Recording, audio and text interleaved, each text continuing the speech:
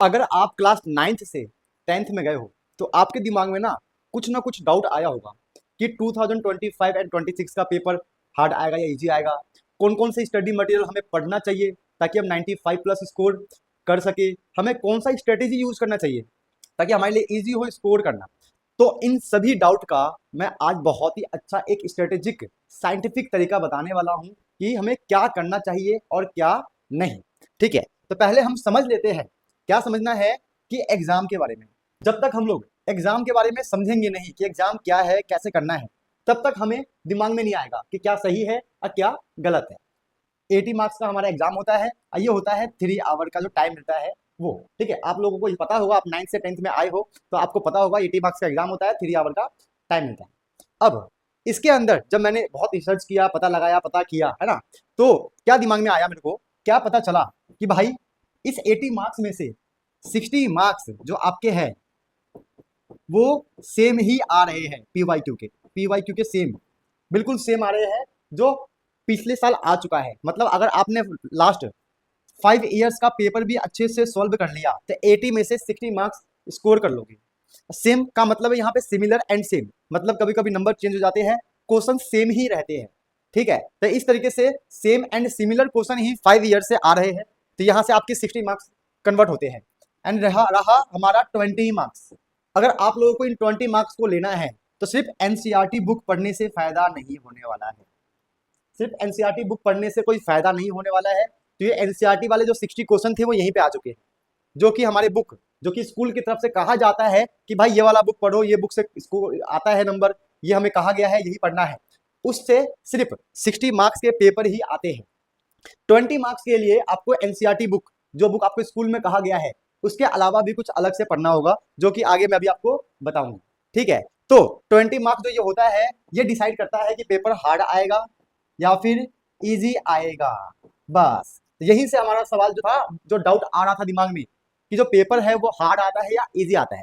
जो बच्चे इन 20 मार्क्स को इजीली एग्जाम में कर पाते हैं उनके लिए पेपर इजी होता है, और जिन बच्चों को इन क्वेश्चन में प्रॉब्लम होता है उनके लिए पेपर हार्ड होता है। यही यहाँ पे दिक्कत शुरू होता है। ठीक है, क्लियर हो गया क्या कहानी है? यही कहानी है कि पेपर हार्ड आएगा या इजी आएगा। और एक और चीज, जैसे जैसे कंपटीशन बढ़ रहा है वैसे वैसे पेपर का जो हार्डनेस है, टफनेस है, वो भी इंक्रीज हो रहा है। जब मैं इसके ऊपर रिसर्च कर रहा था तब मैंने देखा कि भाई कि पेपर जैसे जैसे कंपटीशन बढ़ रहा है वैसे वैसे पेपर बहुत ज्यादा ही हार्ड आ रहा है, और एक टाइम पे पेपर बहुत ज्यादा हार्ड होगा। अब वो हार्ड क्यों होगा, ये 20 मार्क्स का पेपर ही डिसाइड करता है। 20 मार्क्स, जो बच्चे इन 20 मार्क्स को अच्छे से कर पाएंगे उन्हीं के लिए पेपर इजी होगा, जो कि धीरे धीरे पेपर हार्ड बनता आ रहा है कंपटीशन को देखते हुए।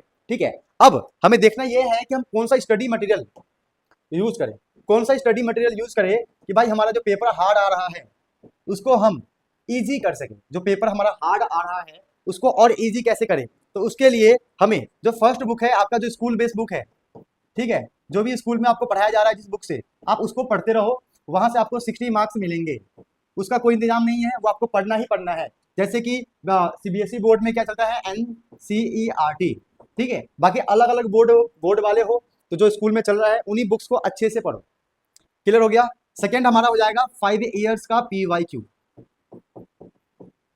ठीक है, पीवाईक्यू आपको करना ही करना है, और ये नहीं करना है कि एग्जाम के 1-2 महीने पहले आप पीवाईक्यू कर रहे हो, नहीं भाई, जो चैप्टर हो गया है उस चैप्टर का पीवाईक्यू कर लो। ओके, थर्ड है हमारा, थर्ड हो जाएगा हमारा सैंपल पेपर। ठीक है, ये हमें सैंपल पेपर किसी भी जो आपको सही लगे, जो स्कूल वाले बोले या जो भी सही लगे, सभी सैंपल पेपर ऑलमोस्ट सेम ही होते हैं। कोई भी एक सैंपल पेपर लेना है और उनके पेपर्स को सॉल्व करते ही जाना है। ये तो रियल वाले पेपर्स हो गए जो बोर्ड्स में आते हैं, ये सैंपल पेपर जो लगता है कि ऐसा क्वेश्चन आएगा, ऐसे क्वेश्चन आएंगे, ये वाले तो सैंपल पेपर आपको करना ही करना है। एंड लास्ट फोर्थ, आप एग्जाम्पलर कर लेना। क्या बोला मैंने? एग्जाम्पलर। ठीक है, मैथ्स के लिए बोल रहा हूं मैं, एक एग्जाम्पलर का बुक आता है 9, 10, 11, 12, आपको वो एग्जाम्पलर आपको लेना है और अच्छे से उसको लिख लिख कर प्रैक्टिस करना है। अगर आप ये 4 स्टार्टिंग से ही करते हो तो भाई आपको कोई दिक्कत नहीं आने वाला है। पेपर हार्ड आएगा या इजी आएगा, आपको इजी ही लगेगा। क्लियर हो गया? तो हमने क्या देखा कि पेपर हार्ड आएगा या इजी आएगा। 20 मार्क्स का जो पेपर आता है हमेशा हार्ड ही आता है। ठीक है, इसका मतलब पेपर हार्ड आने वाला है। जो बच्चा अच्छे से पढ़ लेगा उसके लिए वो पेपर इजी हो जाएगा। ठीक है, और स्टडी मटेरियल में क्या लेंगे हम, जो हमारा स्कूल का बुक है वो पीवाईक्यू ले लेंगे। अब स्कूल से ले लो, गूगल से डाउनलोड कर लो, कहीं से भी। ठीक है, सैंपल पेपर एंड एग्जाम्पलर। अब यह सब चीजें हम फ्यूचर में मुनील सर के ऐप पर भी डालने वाले हैं। तो अब अगर आप लोगों ने मुनील सर का ऐप डाउनलोड नहीं किया है तो मुनील सर का ऐप डाउनलोड कर लो, वहां पर ये सब आपको धीरे धीरे धीरे धीरे मिल जाएगा। अगर अभी भी आप लोगों ने पढ़ना नहीं शुरू किया है तो भाई पढ़ना शुरू कर दो, कोई ऑप्शन नहीं है, सिर्फ हमें पढ़ाई करना है और स्टूडेंट लाइफ में बच्चों को पढ़ना ही चाहिए।